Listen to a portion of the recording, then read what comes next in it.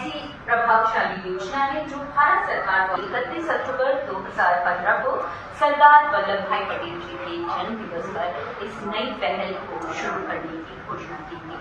इन्हीं विचारों को लेकर रीच लाइफ का उदय हुआ। एक भारत श्रेष्ठ भारत यानी one India great India. Reach life जिसका अर्थ है हर जीवन जरूरी है, हर जीवन तक हम पहुंचते हैं। और हमारे समक्ष मौजूद हैं हमारे विशिष्ट अतिथि और मुख्य अतिथि। इनसे हम इसी विषय को लेकर हम उनके विचार जानने की कोशिश करेंगे। सबसे पहले मैं चाहूंगी माननीय श्री सुकांत कुमार पानीग्राही जी, जो कि ऑनरेबल मेंबर ऑफ पार्लियामेंट हैं उड़ीसा से, अपने विचार साझा करें। It is a privilege to stand before you today and speak on a subject that holds the key to India's future. Connecting thought leaders for Viksit Bharat. We are living in a transformational era where the dream of a developed India by 2047 is not just an aspiration, but a well-laid out roadmap under the dynamic leadership of our Prime Minister, Shri Narendra Modi ji. The question is how to do we channel this vast intellectual capital towards nation building. बोलते हैं JNU जैसे लोग क्या बोलते हैं, निर्दोष लोगों को हमला, निर्दोष लोगों को फर्जी मुठभेड़ का आरोप लगाते हैं, लेकिन उनको भी वास्तव में धरती पे जाके धरातल पे देखना चाहिए, तब समझ में आएगा। तो इस प्रकार से दिशा विहीन करके कुछ लोग काम करते हैं, जिसके कारण हमारा देश आज बटा हुआ है। आज कल जिस प्रकार से लोगों की नजर में दिखता है, लेकिन अब वो समय गया, अब वो समय आ गया है कि हम निश्चित ही 2047 तक विकसित राज्य बनाएंगे।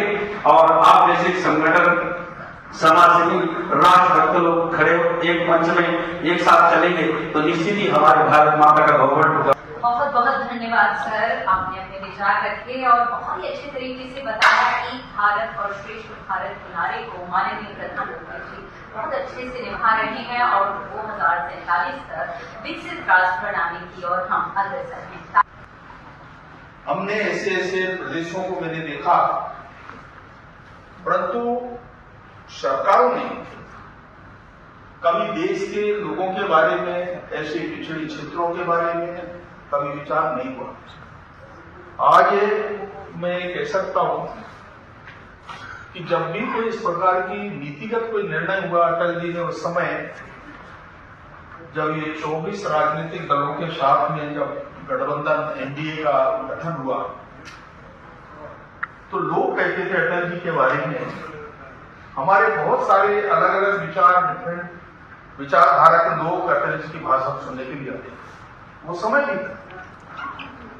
परंतु अटल जी को स्वीकार करने वाला या उस पार्टी को स्वीकार करने वाले लोग कितने? तो ये चर्चा सामान्य तौर से मीडिया के अंदर, समाज के अंदर होती थी। जब निर्णय उस समय सरकार बनी, मैंने एक बार 96 में अटल जी को मैंने कहा, उस समय हमारा छत्तीसगढ़ बना, तो मैंने ट्राइबल के बारे में कहा, अपोजिशन लीडर थे, तो मैंने अटल जी को कहा कि भविष्य में कभी आपको देश के प्रधानमंत्री बनने का अगर ये अवसर मिलेगा तो ट्राइबल के बारे में आप जरूर विचार कीजिए। अंतिम पंक्ति में बुलाएंगे, आराम से सुनिए आपको। और अब मैं बुलाना चाहूंगी श्री सचिन कुमार जी को, जो कि CMD है Samidha welfare foundation rise infra venture limited से। तालियां हो जाए सचिन जी को। देखिए, नमस्कार सबको। मेरा लेवल नहीं है कि मैं इनके सामने कुछ बोल पाऊं, मतलब इनका नाम भी मेरे मुंह से ले पाऊं, मेरा वो लेवल भी नहीं है। मैं ज्यादा टाइम तो नहीं लूंगा आप लोगों का, लेकिन मेरा मानना है कि इस देश के अंदर अगर गरीबी दूर की जा सकती है तो उसका एक ही रीजन है, शिक्षा। ये मेरा टारगेट है। मैं पिछले 5 साल से 100 बच्चों को फ्री पढ़ा रहा हूं, फ्री एजुकेशन दे रहा हूं। मेरा लाइफ का ये टारगेट है कि ये रोड पे खड़े जितने बच्चे भीख मांगते हैं ना, बिना पैसे, जब तक भगवान मेरे को दे रहा है पैसे, मैं वो सारे पैसे इन पे लगा के इनको शिक्षा देना चाहता हूँ। ये मेरा सबसे कार्य है, मेरा ये सपना है और आप सबसे मुझे सिर्फ ये दुआएं चाहिए, आशीर्वाद चाहिए ताकि मैं इस सपने को पूरा कर पाऊँ, जिससे मैं इस देश की गरीबी और इस देश को कहीं और जहां पहले नंबर पे देख पाए दुनिया में। ये मेरा अंदर से सपना है।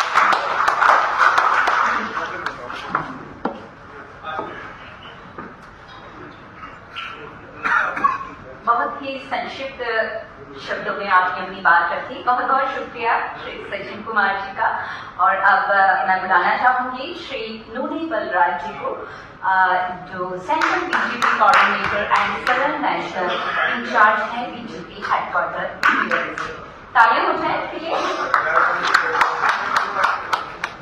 Our all guests who are before me, they were telling about how our nation is traveling like a bullet train, what I can say, with the vision and vision of our Honorable Prime Minister Narendra Modi ji towards Viksit Bharat 2047. So as very smartly my friend has taken 2 lines and ended whatever is mission and vision. And हमारे doctor साहब तो अभी उनका भी मुझे पता है, उनका काम ही बता रहा है what is doing for the departmental development. And today what we are seeing is departmental industrial development things. And moreover हमारे मित्र अर्जुन जी तो जो मैं बोलना चाहता था आधा वो बोल दिए, दूसरा आधा हमारे भगत सिंह कुलस्ते जी बोल दिए, महेश जी भी दूसरा बोल दिए, मुझे बच गया क्वार्टर पास। बिकॉज सभी का विचार एक ही है, विकसित भारत। तो अगर यहाँ सभी विचारधारा एक ही है, तो अगर देखा गया तो भगत सिंह जी जो बोल रहे थे, हमारा ये विकसित भारत आज का नहीं है। जब श्यामा प्रसाद मुखर्जी ने कहा था एक देश एक लोक एक संस्कृति,